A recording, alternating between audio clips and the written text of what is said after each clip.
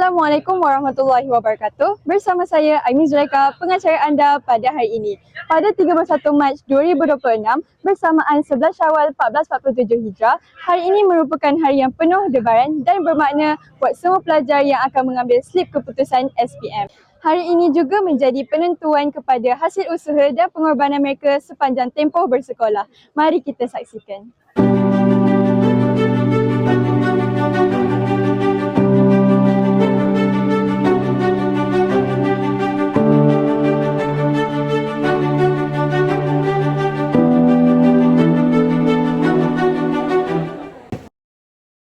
Yang menariknya GM kita keseluruhan yang kita capai setelah kita yang 4 6.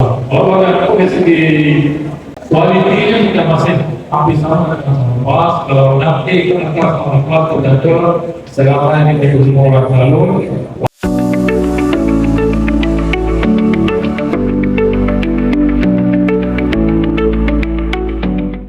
Assalamualaikum warahmatullahi wabarakatuh. Saya Syafiqah, wartawan dari TV Subestari. Bersama saya, pelajar yang mendapat syarikat ASPM pada tahun ini.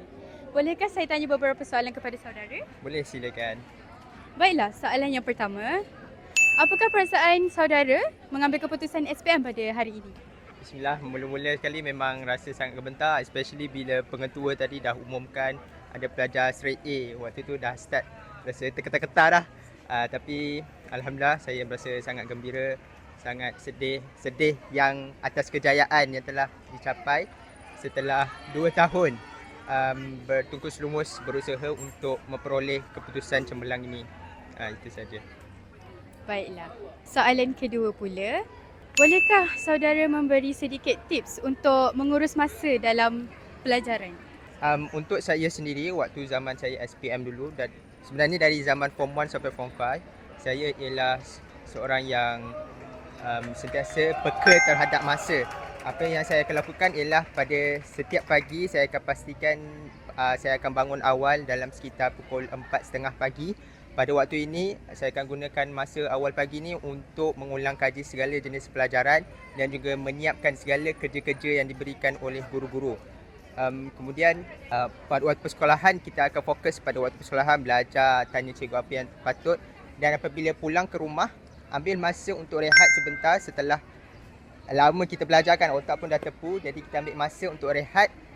Tetapi setelah saya bangun dalam pukul 5 petang semua tu, saya akan terus ambil buku, buat apa yang patut, belajar, dan pada waktu malam saya akan ada kelas tambahan ataupun tuition lah. Jadi itu secara general saya punya jadual harian saya. Itu saja. Seterusnya, bolehkah saya bertanya soalan kepada Tuan dan Puan pula? Apa perasaan Tuan dan Puan setelah melihat keputusan SPM anak Tuan dan Puan? Bismillahirrahmanirrahim. Bersyukur kepada Allah Subhanahu Wa Taala kerana hari ini kita dan isteri berjaya hadir di sini untuk melihat kejayaan Imran di dalam SPM. Sudah tentu saya mempunyai perasaan yang sangat gembira dengan keputusan yang Imran capai untuk SPM 2025. Saya sebagai bapa hanyalah memainkan peranan sebagai role model ataupun memberi nasihatlah kepada Imran. Dan saya ingin memberi acknowledgement yang segala yang mana keputusan ini adalah sebenarnya datang daripada usaha dan titik peluh Imran sendiri. Jadi kita sebagai ibu bapa lebih kepada memberi nasihat, tunjuk ajar dan jalan yang betul kepada Imran. Alhamdulillah. Terlebih dahulu kami memang bersyukurlah dengan rezeki yang Allah Ta'ala berikan kepada Imran. Alhamdulillah. Dan Alhamdulillah juga usaha Imran sendiri telah membuahkan hasil. Kami sebagai parents memang kita akan bagi sokongan lah daripada segi especially sokongan moral kan, untuk Imran buat apa yang terbaik lah supaya setiap usaha yang telah dilakukan tu akan membuahkan hasil. Dan Alhamdulillah hari ini hasilnya adalah kejayaan yang cemerlang buat Imran. Alhamdulillah. So memang kami bersyukur dan kami terhad jugalah dengan keputusan ni. Baiklah, terima kasih.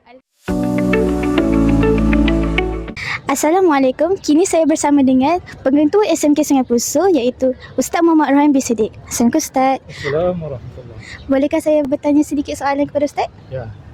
Okay. Soalan pertama, adakah Ustaz berasa berpuas hati dengan keputusan SPM pada tahun ini? Bismillahirrahmanirrahim. Baik, untuk menjawab soalan tu memang ada rasa sedikit kurang seronok dengan keputusan yang kita capai pada tahun ini, iaitu SPM 2025, kerana berlaku sedikit penurunan dari segi LMS, layak mendapat sijil. Begitu juga dengan GP grade purata. Walau bagaimanapun kita tetap melihat apa yang diusahakan oleh guru, program yang kita buat sudah mencapai tahap yang terbaik. Cuma dari segi keputusannya kita agak kecewa sedikit lah.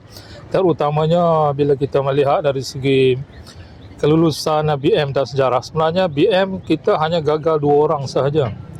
Dari sudut tu kita menaik, tapi bila kita pergi kepada subjek sejarah, dia agak menurun yang agak banyak, sehingga 43 orang pelajar yang gagal, memberi kesan kepada LMS dan juga kepada GP sekolah lah. Jadi kita akan cuba tengok balik bagaimana untuk kita uruskan LMS dan juga dari segi kualiti pun kita cuba yang terbaik, insyaAllah.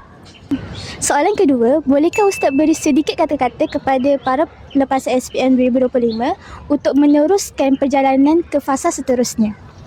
Okey, baik, kepada anak-anak SPM 2025, jangan mudah berpuas hati ataupun menyesal terhadap apa yang telah dicapai setakat ini, tapi lihatlah masa hadapan yang lebih luas. Kepada yang berjaya, banyak lagi ruang-ruang langkah yang perlu dihadapi, cabaran untuk ke peringkat pengajian yang lebih tinggi. Begitu juga kepada yang kurang berjaya, jangan berputus asa, sebab bidang di hadapan sana bukan setakat dalam akademik, mungkin boleh pergi kepada kemahiran-kemahiran. Jadi saya harap anak-anak SPM 2025 pandai mencari peluang yang terbaik dalam situasi negara pada masa ini yang sangat memerlukan kemahiran untuk masa yang akan datang. So, cari ruang yang terbaik untuk melanjutkan pelajaran masing-masing lah. Itu sahaja daripada kami. Terima kasih Ustaz. Terima kasih. Assalamualaikum warahmatullahi wabarakatuh. Saya wartawan Syafiqah, bersama saya Pengerusi dan Bendahari TV Subestari 2025. Bolehkah saya tanya satu soalan kepada saudari berdua? Boleh? Jadi soalannya ialah, sebagai ahli TV Subestari yang aktif, bagaimanakah kalian berdua mengurus masa dalam akademik dan co-curricular? Bagi saya menguruskan masa akademik saya dengan mendapatkan bantuan kelas tambahan selepas sekolah. Jadi perkara itu sangat membantu saya sebagai seorang pelajar.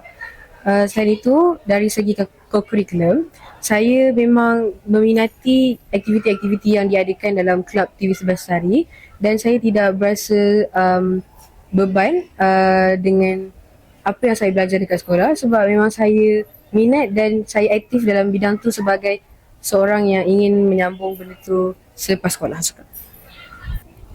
Bagi saya selalu ditugaskan jadi editor. Jadi saya diberi tempoh masa untuk siapkan satu projek ni. Jadi saya dedikasikan satu masa setiap hari untuk siapkan benda tu.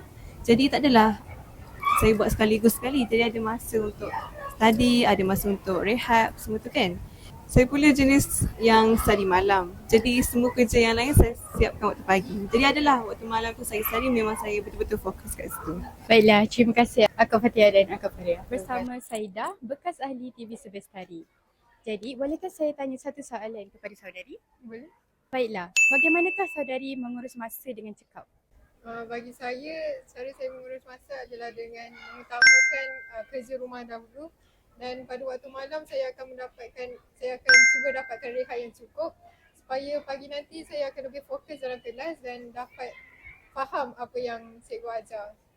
Dan lepas balik sekolah tu, saya memang utamakan rehat sebab bagi saya rehat memang penting supaya nanti waktu malam saya lebih produktif dan lebih senang untuk masuk apa yang saya belajar. Baiklah, terima kasih Akak Saidah. Tahniah diucapkan kepada semua pelajar atas pencapaian yang telah diraih. Semoga dengan pencapaian pada hari ini dapat menjadi pemangkin untuk masa depan yang lebih cemerlang. Sekian daripada saya. Assalamualaikum warahmatullahi wabarakatuh. Dan ku bisikan